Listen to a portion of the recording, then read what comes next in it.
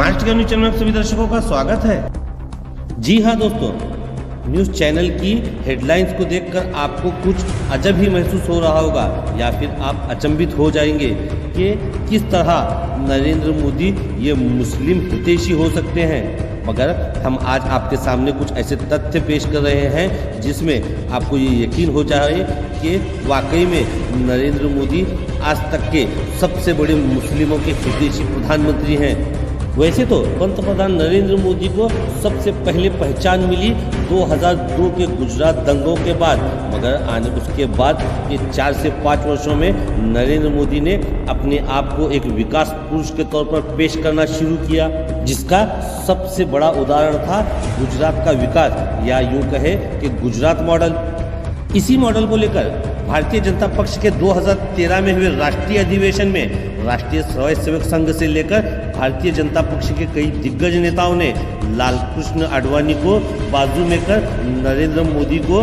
भारत के अगले पंतप्रधान पद के रूप में पेश किया भारतीय जनता पार्टी द्वारा। जिसके बाद 2014 के लोकसभा चुनाव में नरेंद्र मोदी ने सबका साथ सबका विकास कहकर स्पष्ट तौर पर अपनी सरकार लाई दिल्ली में।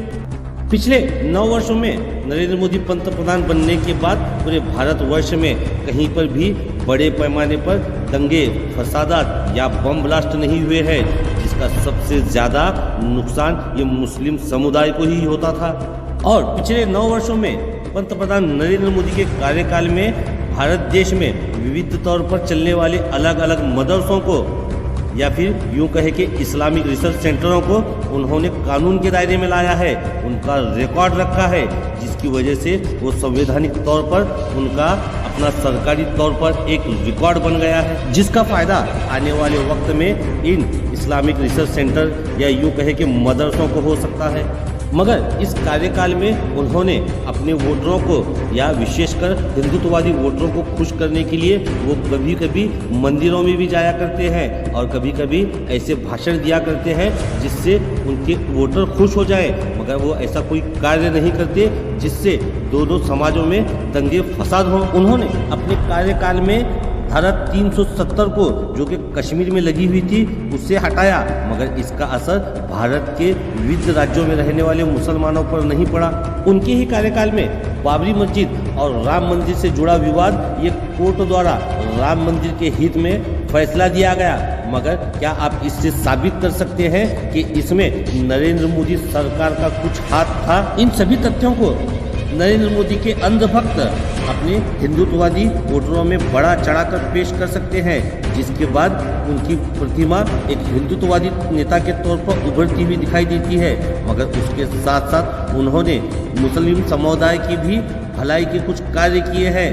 भले ही उससे मुस्लिम समुदाय खुश न हो, मगर 3 तलाक का बिल जो कि मुस्लिम समाज की माओ बहनों के हित के लिए था, मगर उनके अंधभक्त इसे मुस्लिम विरोधी बता रहे थे, जबकि मुस्लिम महिलाओं के हितों के लिए ये जो फैसला लिया गया जिसमें मुस्लिम समुदाय की 50% इस भारत देश की मुस्लिम महिलाएं ही थी। अब इसी तरह और आने वाले वक्त में यूनिफॉर्म सिविल कोड की बात कही जा रही है और उनके अंधभक्तों द्वारा इस बात का प्रचार और प्रसार किया जा रहा है कि इसका असर मुस्लिम समुदाय पर पड़ सकता है, मगर इसका असर क्या उतने बड़े पैमाने पर मुस्लिम समुदाय पर पड़ सकता है? क्योंकि आज भी मुस्लिम समुदाय की कई महिलाएं या कई उनके न्याय जो है ये कोर्ट की धारा के द्वारा ही तय होते हैं,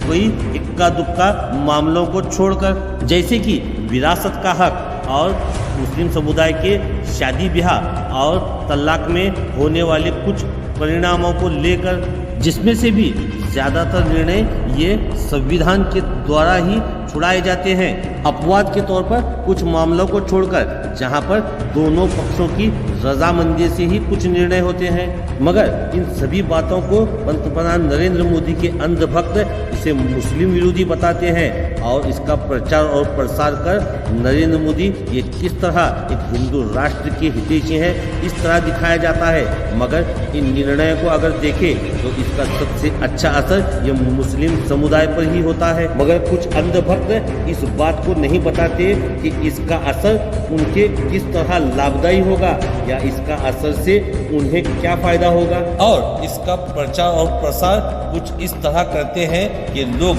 अपनी मूलभूत सुविधाएं से हट जाएं, वो भूल जाएं कि महंगाई बढ़ रही है, वो भूल जाएं कि बेरोजगारी बढ़ रही है। इन सभी बातों को लेकर आपकी क्या राय है, आप हमें हमारे कमेंट सेक्शन में ज़रूर दें। अगर अभी तक आपने हमारा चैनल सब्सक्राइब नहीं किया तो सब्सक्राइब, लाइक और शेयर जरूर कीजिए और देखते रहिए महाराष्ट्र का न्यूज़ चैनल। हमारे चैनल महाराष्ट्र की आवाज़ को और ताज़ा खबरें पाने के लिए बेल आइकॉन को प्रेस